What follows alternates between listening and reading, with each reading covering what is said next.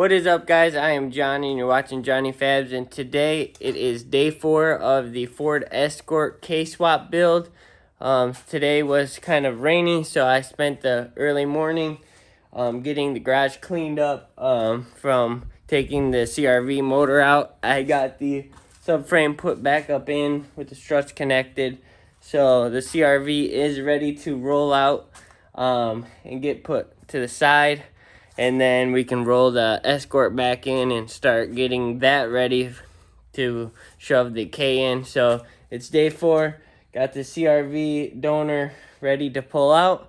So we're going to do that now. I did pull the ECU out. It's up there.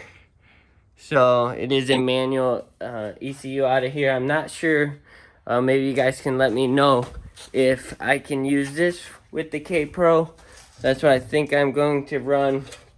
So it's a PPA ECU, and I think I can send that out, but I'm not sure if that's going to work because it says for motor swaps only, so I'm not sure if that's tunable or what that means exactly, but that's what Honda's website says. So if you guys let me know in the comments.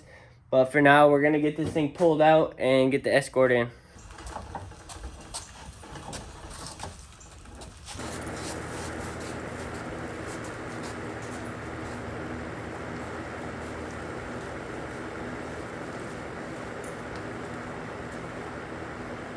Alright guys, so I got the Escort pulled in and I started going through under the hood and getting rid of some brackets and like the power steering reservoir, the AC line, disconnected it from there and there, and then the wiring, I just kind of have it tucked away over here for now because we'll have to sort through what we need to keep and what we don't need.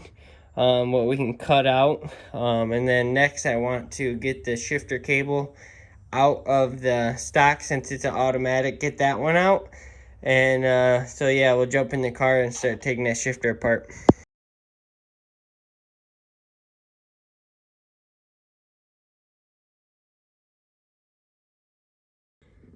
So I just got the shifter removed, unbolted, and looks like there was 2 plugs that plugged into it, so I'm not sure what those were for. They connected here, so I'm guessing one for the light indicator and maybe one for some sort of safety switch or park switch, maybe for the ignition. So we'll have to go over that, maybe jumper out something since we're going to a manual. Then there was a second cable here. I don't know if that's for the column or what that's for, and then we'll pull out the shift selector cable.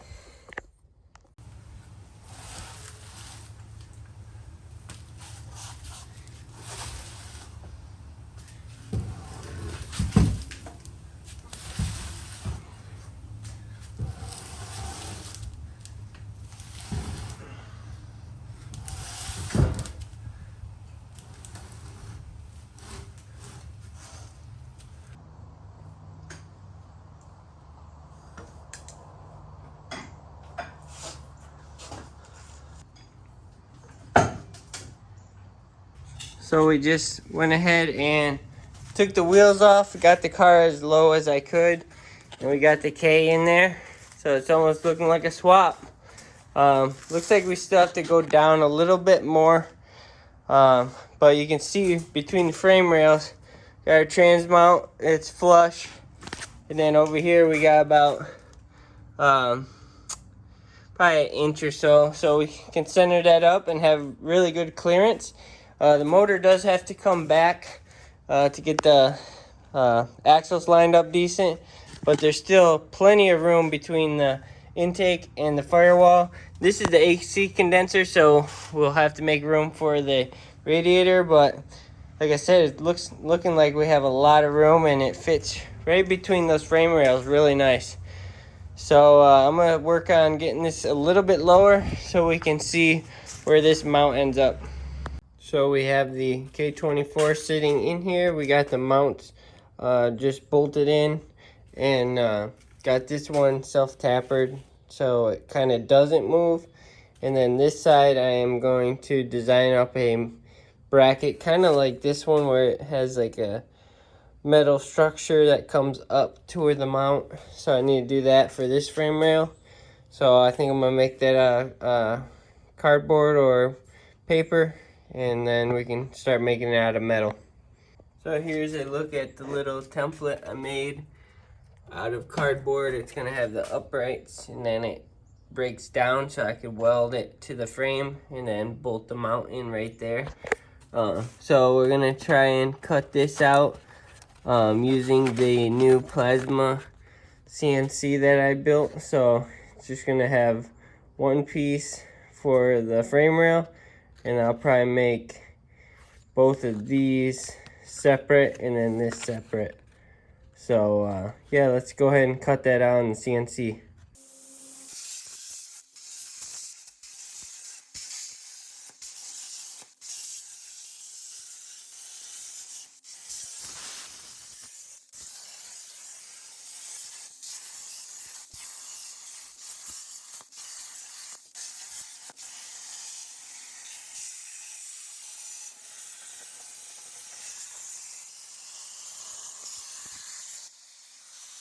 Alright guys, so I just finished cutting the parts on the CNC, and I did kind of key them so that they would fit into each other. So this side has a key and this side has a key. It kind of fits in. It is a little sloppy, but that's okay. I kind of wanted it that way so I could slide it around and then tack it in. And then this piece was flat and I bent it 90. Really need a press brake to bend this thick gauge. So I just clamped it on the table and heated it up cherry red and hammered it down. But it should get the job done, and then we'll go test fit this over on the frame rail and show you guys.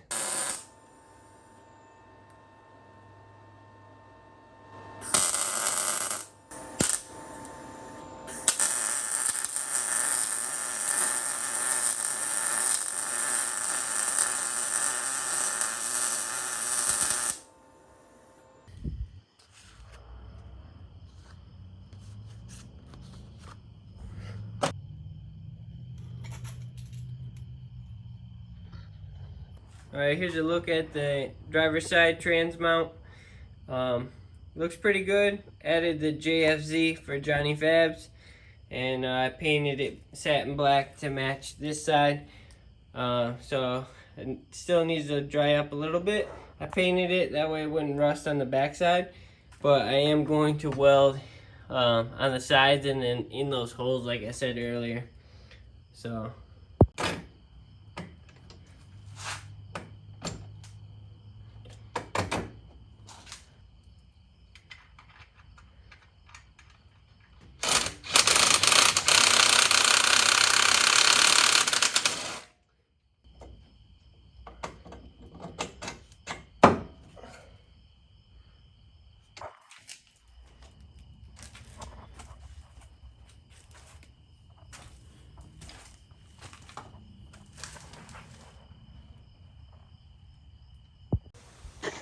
So continuing on with the mounts, in this video I'm going to do the rear mount.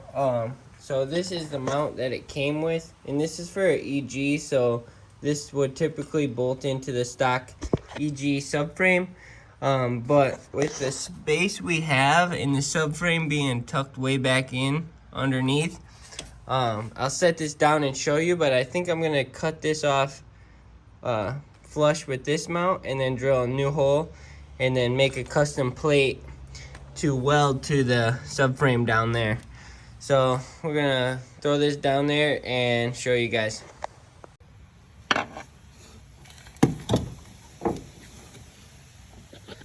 So you can kind of see where the rack comes, and this sticks out past. So if we're gonna have any chance of getting an exhaust down through between the axle and the steering rack and the transfer case down there, we're gonna have to lop that off right there and then build a plate to weld to the subframe. So I'm gonna start by doing that.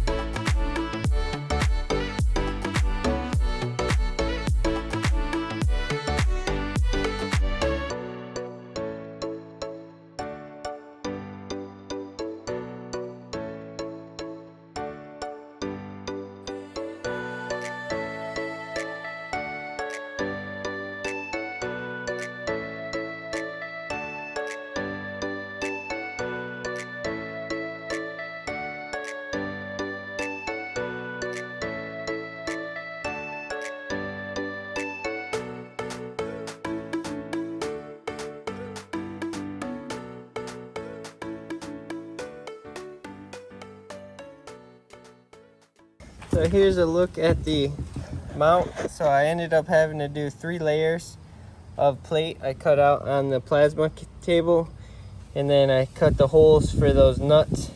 That way I can take this mount off, and then I'm going to either bolt this or weld this to the subframe. So it's 3 layers so I could get that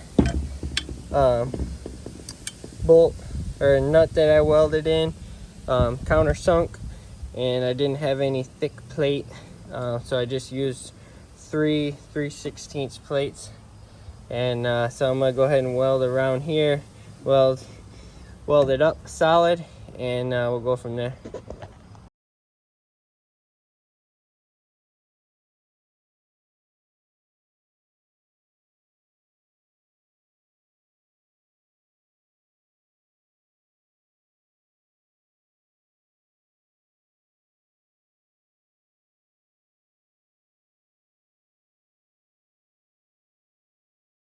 Alright guys, so I think I have finalized the motor mounts.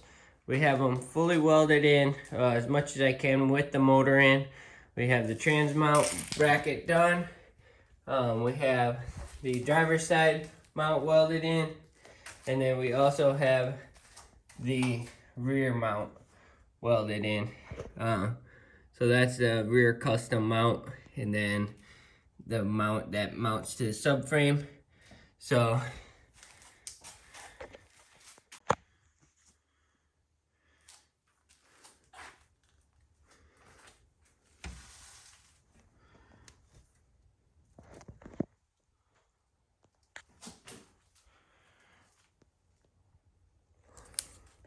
alright guys, so I think I'm going to wrap up this video on mounting the K24 into the Ford Escort with the 3 motor mounts. And so those motor mounts were $111, so that puts our total for the build up to $1,111. So we're in pretty good right now. We have the motor sitting nice, and yeah, we're going to keep chugging along on this build. So hopefully you guys enjoyed this video. If you did, hit that like button. If you want to see more on the build, subscribe so you can see the future videos. And peace.